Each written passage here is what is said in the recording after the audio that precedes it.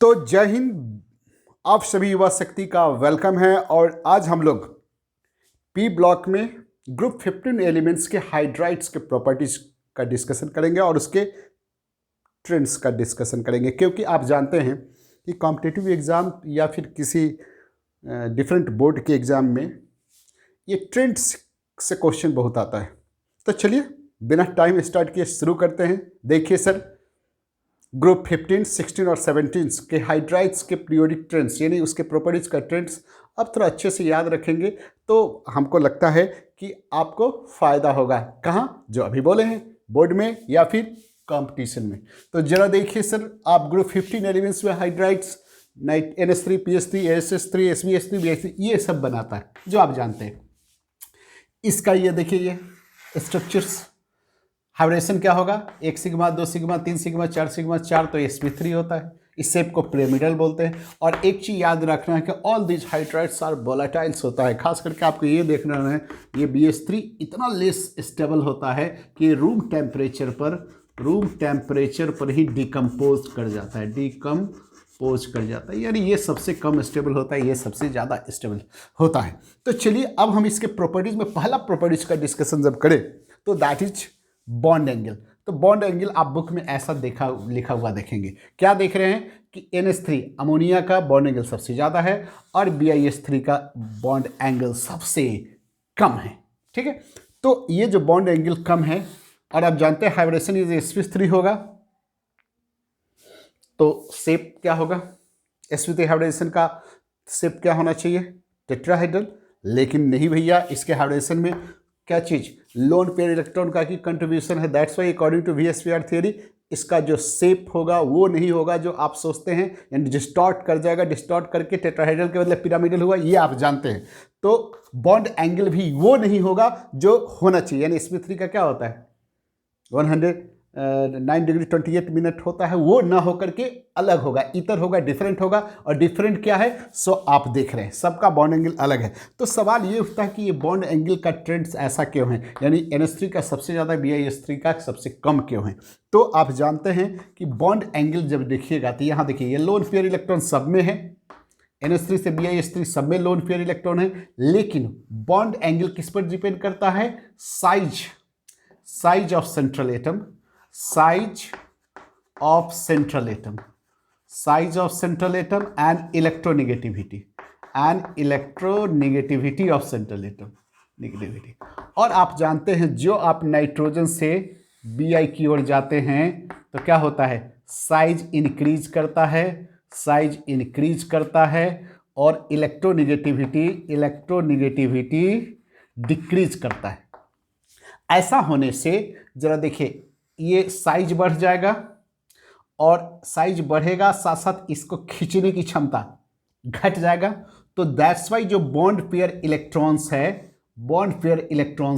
वो डिफ्यूज होके थोड़ा बॉन्ड लेंथ भी बड़ा हो गया। आप देख रहे हैं कि बॉन्ड लेंथ बड़ा हो जा रहा है। तो ये बॉन्ड लेंथ बड़ा हो गया, साथ साथ देखिए इस सेंट्रल एटम का साइज बड़ा होने से बॉन्ड लेंथ बड़ा हो गया, साथ साथ बॉन्ड पेयर इलेक्ट्रॉन्स क्या हो गए, उसका साइज बढ़ने से इसके बीच में जो रिपल्सन होता है बॉन्ड पेयर के बीच में, यानी बॉन्ड पेयर के बीच में जो रिपल्सन होता है वो ग्रेजुअली क्या हो जा रहा है? जो आप NH3 से BiH3 तक जा रहे हैं तो वो ग्रेजुअली डिक्रीज कर रहा है। तो डिक्रीज कर रहा है तो देखिए सबसे ज़्यादा बॉन्ड पेयर रिपल्सन किस में होगा? NH3 में। क्यों? स्मॉल साइज है, हाई इलेक्ट्रोनेगेटिविटी है, तो bonded pair electron central atom की ओर खिंचाया हुआ, उसके बीच में रिपल्सन इतना ज़्यादा होगा तो ये बॉन्ड एंगल सबसे ज़्यादा होगा। लेकिन जो सेंट्रल एटम का साइज बढ़ेगा, बॉन्ड लेंथ बढ़ेगा, जिसके कारण इसके बीच में रिपल्सन कम होगा तो ये बॉन्ड एंगल घटता हुआ चला जाएगा। तो दैट्स वाई आप जानते हैं। फिर आप बॉन्ड लेंथ का बात करते हैं तो बॉन्ड लेंथ सिंपल है, क्या चीज़? इसका लंबाई यानी सेंट्रल एटम का साइज बढ़ेगा तो बॉन्ड लेंथ बढ़ेगा। तो यहाँ से यहाँ कोई टेंशन नहीं है। आप क्या लिख देते हैं? NH3 से ज़्यादा PH3, ये आपको लिखने की जरूरत भी नहीं था, हम ऐसे उस पर बना देते। देखिए ऐसे हो गया। और सिंपल सा बात है सर कि जो ये इसकी लंबाई बढ़ेगा, तो कमजोर हो जाएगा, तो तोड़ने में एनर्जी कम लगेगा। तो सबसे एनर्जी कम किस में लगेगा, इसमें। सबसे ज़्यादा एनर्जी किस में लगेगा, तो चलिए आप देख लीजिए, ये हो गया। तो बॉन्ड लेंथ सबसे बड़ा तो बॉन्ड एनर्जी सबसे कम। बॉन्ड डिसोसिएशन एनर्जी यानी बॉन्ड एनर्जी को ही आजकल ऐसे शब्दों में यूज करते हैं, तो आप देख लिए। तो फिर है thermal stability. Thermal stability heat के द्वारा तोड़ना। तो जो कमजोर होगा वो सबसे कम स्टेबल होगा। तो सबसे कम कमजोर कौन है, ये। सबसे मजबूत कौन है, ये। तो थर्मल स्टेबिलिटी का ट्रेंड ऐसे हो गया। क्लियर है। रिड्यूसिंग नेचर मतलब tendency to loss hydrogen. Reducing nature आप जानते करते हैं, तो टेंडेंसी टू लॉस हाइड्रोजन। जो कमजोर होगा वो सबसे ज्यादा हाइड्रोजन देगा, जो इजिली डिकम्पोज कर जाएगा वो सबसे ज्यादा हाइड्रोजन लेगा, और जो सबसे मजबूत होगा हाइड्रोजन बाद में देगा। दैट्स सबसे मजबूत ये है, सबसे कमजोर ये है। तो रिड्यूसिंग नेचर ये हो गया, थर्मल स्टेबिलिटी का उल्टा। ठीक है, ये चारों आप आसानी से देख लेते हैं। बॉन्ड लेंथ बड़ा तो बॉन्ड एनर्जी कम, थर्मल स्टेबिलिटी कम, हाइड्रोजन देने में माहिर यानी नंबर 1, तो रेडियस प्रोबेबिलिटी ज्यादा। बेसिक स्ट्रेंथ यहाँ लेविस बेस आप जानते हैं, डिफरेंट आधार पर एसिड बेस आप कहते हैं। यहाँ बेसिक स्ट्रेंथ का मतलब tendency to loss donate lone pair electron. Lone pair Lewis का बेस डोनेट करना है थ्रू द कोऑर्डिनेट बॉन्ड, आप जानते हैं। तो यहाँ देखिए बेसिक स्ट्रेंथ किस पर डिपेंड करेगा, साइज। जितना ही साइज छोटा होगा, साइज छोटा होगा नहीं, देने वाला इलेक्ट्रॉन क्या होगा, देने वाला इलेक्ट्रॉन आसानी से इजीली अवेलेबल हो जाएगा। जो इधर से इधर जाएंगे तो ये जो देने वाला इलेक्ट्रॉन्स जो है लोन पेयर इलेक्ट्रॉन डिफ्यूज हो जाएगा, जब देते समय वो ढूंढते चला जाएगा नहीं। और यहाँ क्या होगा, छोटा है, देने के समय आसानी से दे देता है ना। और ये क्या होगा, बड़ा साइज होगा, देने वाला इलेक्ट्रॉन इधर उधर घूम गया, ये तुम तो ठहरे परदेसी, यू इलेक्ट्रॉन को खोजना है, अरे कहाँ गया, अरे देना है, अरे गड़बड़ा जाएगा। तो उस समय जब देने की बात होगी तो due to a small size electron lone pair electron compact रहता है, इलेक्ट्रॉन डेंसिटी ज़्यादा रहता है, आसानी से किसी को दे सकता है। जबकि ये साइज बड़ा होने के लोन पेयर इलेक्ट्रॉन डिफ्यूज हो जाता है, इलेक्ट्रॉन डेंसिटी घट जाता है, देते समय वो क्या होगा, अवेलेबल है नहीं, डिफ्यूज है, तो ढूंढते रह जाएगा, कहाँ गया, अरे पैसा पॉकेट में, आपके पास सुपर पॉकेट में फ्रैक्शन दे देते हैं। दैट्स वाई बेसिक स्ट्रेंथ का ट्रेंड इस ढंग के होगा, यानी सबसे ज़्यादा बेसिक स्ट्रेंथ अमोनिया, सबसे कम ये। जब आप बॉइलिंग पॉइंट और मेल्टिंग पॉइंट की बात करते हैं तो आप जानते हैं कि बॉइलिंग पॉइंट किस पर डिपेंड करता है, मोलेकुलर मास पर। जो जो आप जानते हैं बीपी डायरेक्टली प्रोपोर्शनल होता है मोलेकुलर वेट पर।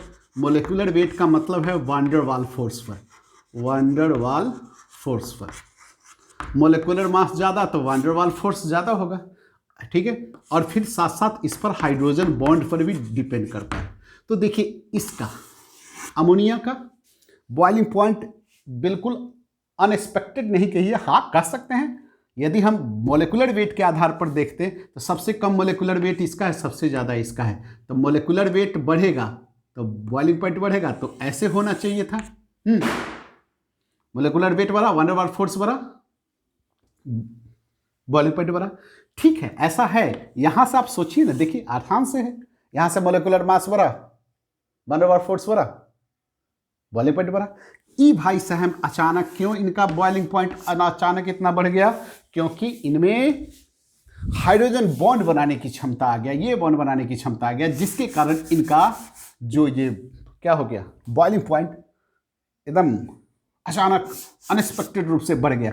तो सबसे ज़्यादा किसका है, देखिए सबसे ज़्यादा BiH3 का है, उसके बाद कौन है, SvH3 का है, SvH3 का। तीसरे नंबर पर आ गया अमोनिया, दूसरे नंबर पर आ गया SH3 और सबसे कम हो गया PH3। तो आप इसको बिल्कुल क्या करेंगे, ध्यान रखेंगे। सबसे ज़्यादा ये देन ये हाँ, यानी आप ऐसे करेंगे तो सबसे कम PH3, सबसे ज़्यादा BH, तो इसको आप विशेष करके ध्यान रखेंगे।